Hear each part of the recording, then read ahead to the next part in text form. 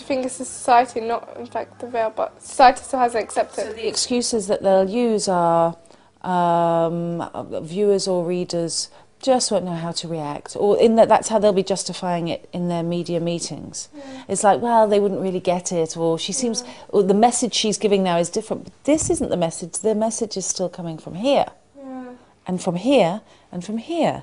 That's true. So why are you deciding this is the message? That's your religious hatred. That's your religious prejudice. That is not me. I'm not coming on and preaching. I'm doing the same job I was doing last week, or I would if you gave me the chance. But this image will stop you working, I'm afraid. But it maybe you just decide that that work, Allah will decide that work's not the work that's worth having. And the doors that open will be the ones that are right and are best. But yeah, I'm afraid there's prejudice in this country, and I'm witnessing it. Definitely true. I mean, just you saying that reminds me of when I was seeking work in the mainstream media. It's difficult with a headscarf on. You know, a lot of people think that you're not capable, but I think it's time to prove that Muslim females. I'm not sure. I think it's clear that we're young women like yourself are really bright and engaged and winning places at university and in media organisations. It's not for you to prove. There's something else at work here, because there's two views now of modest young women, and that is, one, they're either defined by the men in their family and they're rather sheepish and shy, because you're not like this with your hair out and your breasts out and pleasing men. And the other is that you're a militant, and you may just be secretly in your heart a terrorist, and therefore you're a threat to the organisation. So you, as a young Muslim woman, have got a double tier of prejudice to overcome. Yeah, that's definitely true. So how can young females, tackle this? How can they go? What advice would you give them? I think the first thing is, people may come up to you in the street and say, why do you wear that? And I'm sure that probably feels like you're being aggressed. Like, why are you asking such a stupid question? Because you've discussed this and you've lived with this. I would say to all Muslim women, if people come up to you in the British street and say, why are you wearing that? Because they want to know. These people are already open and are thinking, we don't get the full story, let us speak to this woman and ask her. And by meeting that with a smile and with your confidence, that one conversation can change everything. Because then they'll go, well, do you go to university? Yeah, and I came from the top of my class and I'm studying nuclear physics and science and media studies and da. And they'll go, blimey, oh, okay. And then they have other questions. So please be open and understand that not all British people who seem to come over aggressively are being aggressive, they're just confused. So that's a good way to spread the message. And then, you know what? Go to the go to the interviews. You might think I'm not going to get it with X, Y, and Z because they're right wing, but by going and speaking, you may just check. You might meet a woman there who's completely changed by it, by your openness and your wisdom and your talent. So keep being confident, keep being educated, keep being in our society, keep being open to questions, and people like me will be reached. I wanted to ask, because when I heard of your story, I mean, the video that's posted on YouTube of your live conversion, one video reached over 78,000 hits, and, there's more videos as well. And one thing when you announced it is you mentioned about the al-Masumeh shrine. And many females like myself were very, very, were very touched by this, and very, it was an inspirational story to hear. And I feel like in Islam, many people think that Islamic history, that it honours men and it lowers females. And then when you mentioned the al-Masumeh shrine, it just showed that there are females honoured in Islam. I mean, can you just speak more about that, like your experience in the al-Masumeh shrine? And yeah. Let me say first that I still don't know enough about the women in Islam, because my conversion isn't one of learning and academia and scholastic learning, which I wish it was, because I know nothing. It was really bolt of lightning, awakening heart and spirit, aware that something else, a veil was ripped away, and I had no choice in the nicest possible way but to convert. So I still don't know about the great women of Islam, and I'm sorry for that.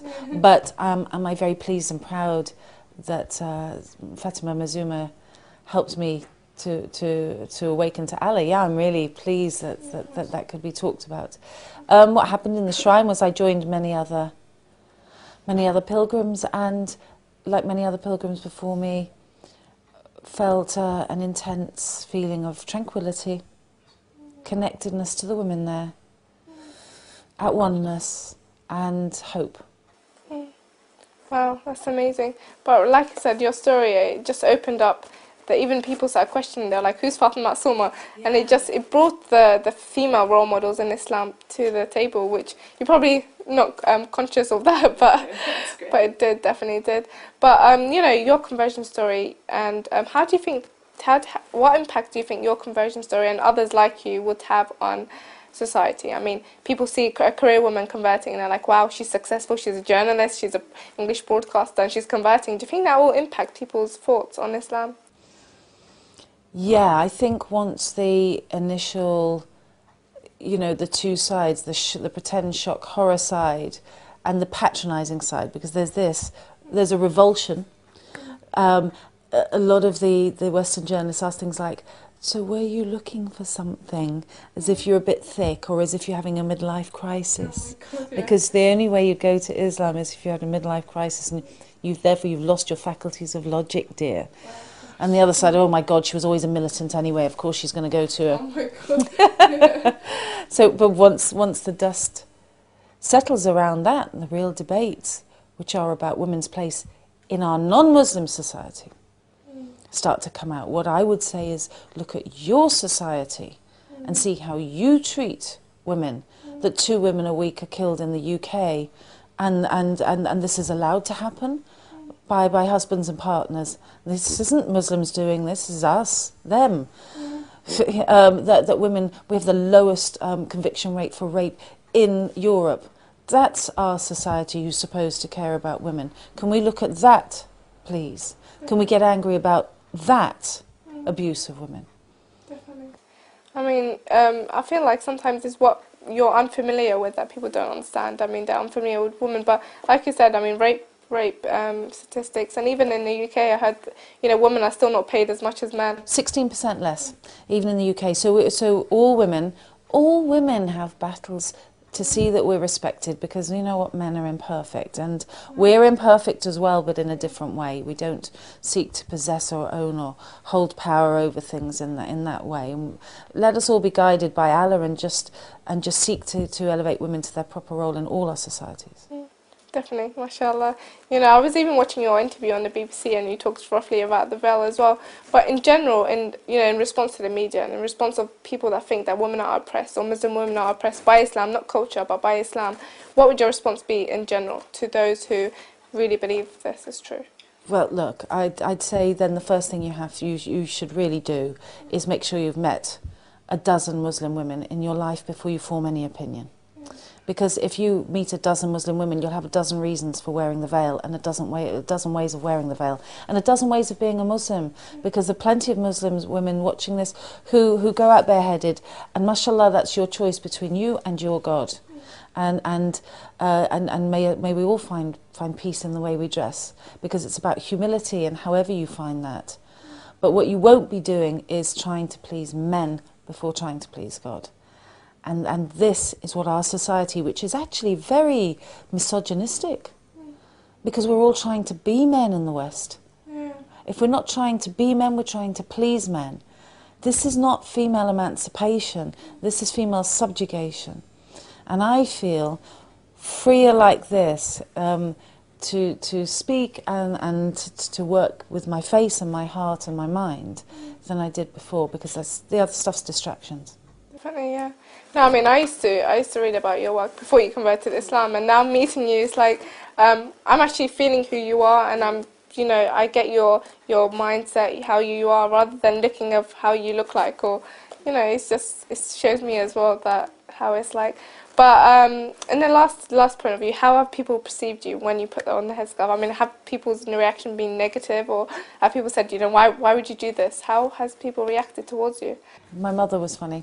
She said, I told her I was thinking of converting to Islam, and I told her about the experience of tranquility and peace and how happy it was making me, and she cried and said, I'm so proud of you, wow, you've been really touched by God. And then the next week I saw her, and I had a scarf, and she said, why are you wearing the scarf? I said, I've converted to Islam. She said, Islam? I thought you said Buddhism, those nutters. Oh, really? she's got a lot better now because she sees every week how my children and I are happy and how I'm calm and how the bad habits that were in my society before and in my life have now gone. So she's much happier. And that's important, you know. She's very supportive. And in fact, my dear younger brother-in-law, he said, oh, I've just thought at Christmas we're going to be having turkey and you only eat halal. And I said, don't worry, I'll get myself a small piece of halal chicken. He said, no, the whole family will have halal turkey at Christmas. Isn't that nice? Lovely. Yeah. That's really lovely.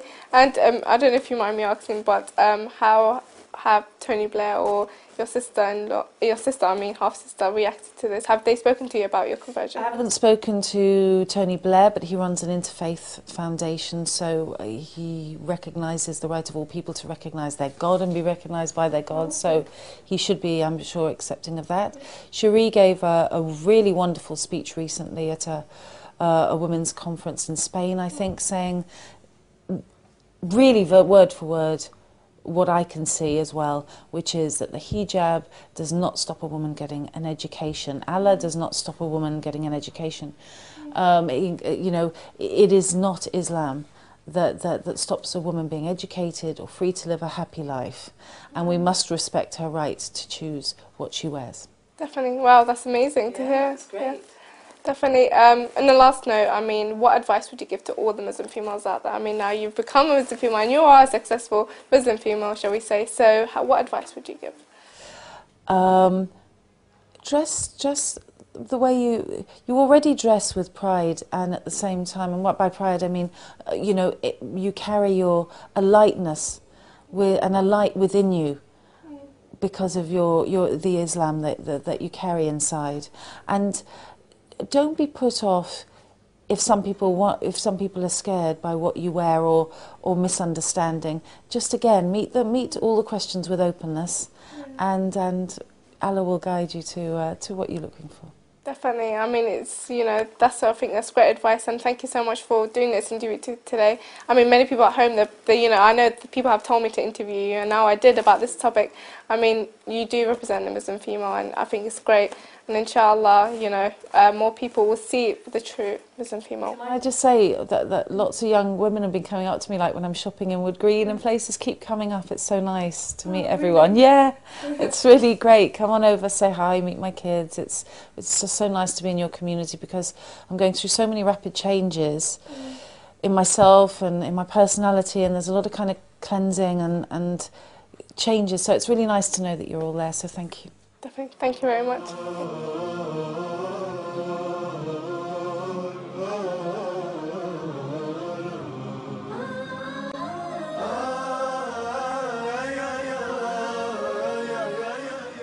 It seemed obvious that after meeting Lauren Booth, and despite the negative media attention and the misrepresentation of female Muslims, one fact stands clear, and that is the hijab empowers a woman and elevates her.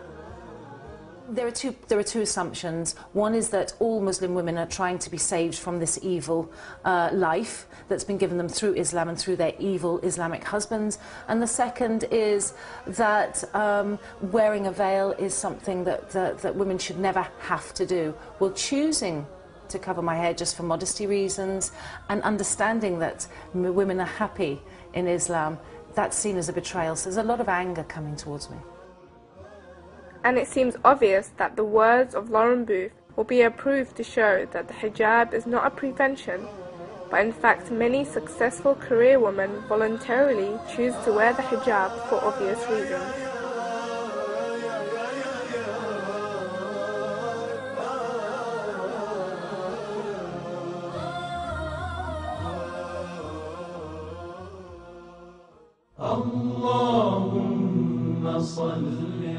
Ahlul Bayt TV, the holy household for every household.